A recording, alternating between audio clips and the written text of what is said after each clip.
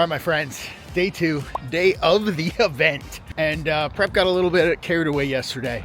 Believe it or not, it is quite challenging to do filming and prepping at the same time. And I am a multitasker. I got a lot of things going on at once, and you missed a lot of the prep. So I apologize. I will try to do better today. But right now we are walking in to the North American Pizza Culinary Academy. So they do a bunch of events here. They sell a bunch of equipment, and there are hosts for this evening's pop-up. So this room will be transformed later tonight with all of our guests. And then today we are getting back into the kitchen and continuing on with our prep and production. We got all of our goodies. We had to make a quick trip to Whole Foods this morning to get the rest of our garnishes, but that's okay. And I also forgot to charge the camera last night, so we're winning today. There's a lot going on. That's all right, my friends. That's okay. We're gonna get the ovens turned on, we're gonna get the kitchen fired up, we're gonna get everything going. We're gonna have a great day. So hopefully you'll see more prep today. I got a lot done. We crossed off the entire prep list. I don't think you got to see it. I apologize. We will get our prep list day 2 here organized, situated, and ready. Personally, I mean, I'm curious if other chefs are this way. I'm like old school. Like, yes, I do everything electronically. I write all my organizations like this, but then I want to like transfer them. I want to write them down. I want like a hard copy. I'm tactile like that. Sharpie Life, Saturday. We're going to grill sausages. We're gonna make avocado crema. We're gonna blend our Duda. We're gonna cut tantos. We're gonna pipe cannoli. We're going to bake pugliatellas. We're going to grill the shrimp. We're gonna grill the broccoli, mill veggies, shred the beef, cook polenta, and candy pecans. All right, Saturday, prep list. First things first here, we have our shrimps that need to be marinated. These are peeled and deveined. I found a whole bunch of chopped garlic and oil in the fridge.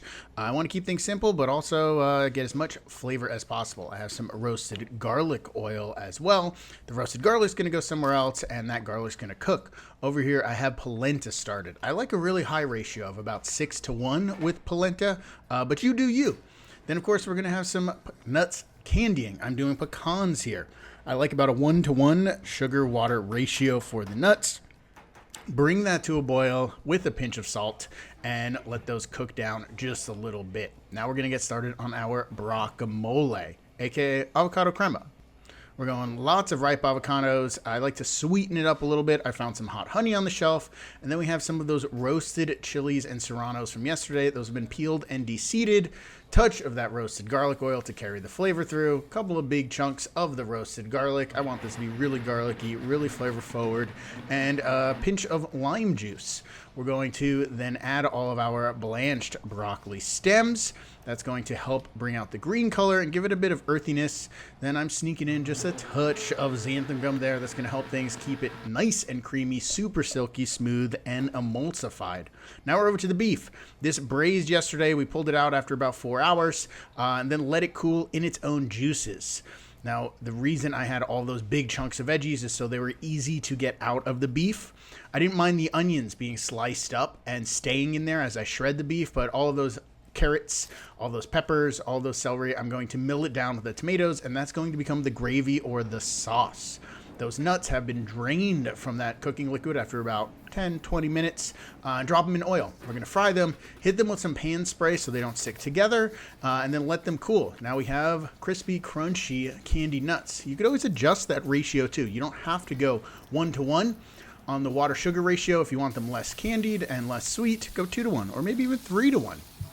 Now, my buddy Matt, who helped put this dinner on, is a big sausage connoisseur. He made 2 different types of stuffed sausages. One with cubanella peppers and cheddar, and the other one was kind of more of a play on a Chicago dog with all of those flavors stuffed inside. Now, as we get closer to the final event, I'm going to start pre-plating some of the canapes that can then sit in the walk-in and stay chilled. Starting with those grilled shrimp, got those nice and marked off on the grill, chilled them down, and we're doing a cold shrimp cocktail with a cooked grilled shrimp. I thought it'd be a cool combo of flavors. All of the things you would find in a cocktail sauce, but using green tomatoes, horseradish, black pepper, a little bit of Tabasco, Worcestershire, all those wonderful things. as the cocktail, but green because we're serving this at a weed dinner. Cannabis is green. Hooray! A little bit of freshly grated horseradish on top just to carry that flavor through. And I have about 50 more of these to plate. This is going to be a big dinner, about 100 guests. So we're doing about 1.5 is the ratio I always like to do when prepping canapes. Now on to the next one. This is our vegan dish. This is a guacamole canape. We got the broccoli guacamole, some grilled broccoli, garlic streusel, and those pickled shallots from yesterday. These sausages were par cooked, just marked on the grill, and then I'm going to get them sliced into portioned and put into pans that then I will be able to heat up during service. Now we're getting things kicked off. I have my whole station set up.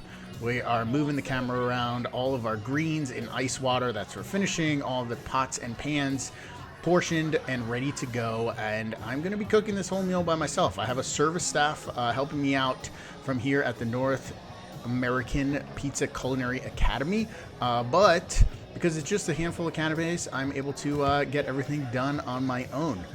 There's Anthony. He's the owner of this place, hooking us up, letting us do this whole event here. I'm going to get started with some of those rippy ravioli, a little bit of brown butter, some of those candied pecans, and of course, big handful of grated parm. Always take care of your staff. Make sure everybody gets a nice little taste. We got some black truffles here up front, some wonderful summer truffles from our friends at Aravato Imports. And we're just going to go crazy. We're going to switch it up. We're going to put some truffles on some. We're going to get that polenta cooking with our braised beef. And we're going to go to town plating all of these dishes. As the night goes on, you kind of get a feel for what people are eating, what they're not eating, what they want more of. And we're just kind of adjusting the portions, adjusting what we're plating more of, what we're plating less of. And then people were kind of asking for something different. So we took some of that tomato sauce that was going on the polenta and we're adding it to the sausages. So now we're making up dishes on the fly. We have our very own episode of Chopped here in the works. I have some chopped up jardiniere for my buddy Jeff Morrow. He actually does his canning and fulfillment out of this same back warehouse, which is pretty cool. So I grabbed one of those jars yesterday and got them all ready to go. As the night goes on, people are starting to get more and more satiated, but also more hungry because they're smoking and infusing their food with cannabis. We got some of those fried chicken parm raviolis now. More cheese is more better. So don't be shy with the cheese, ever. Want someone to be shy with the cheese, that's not. Then we got this last little overhead shot. Just kind of get the kitchen as we're a little bit better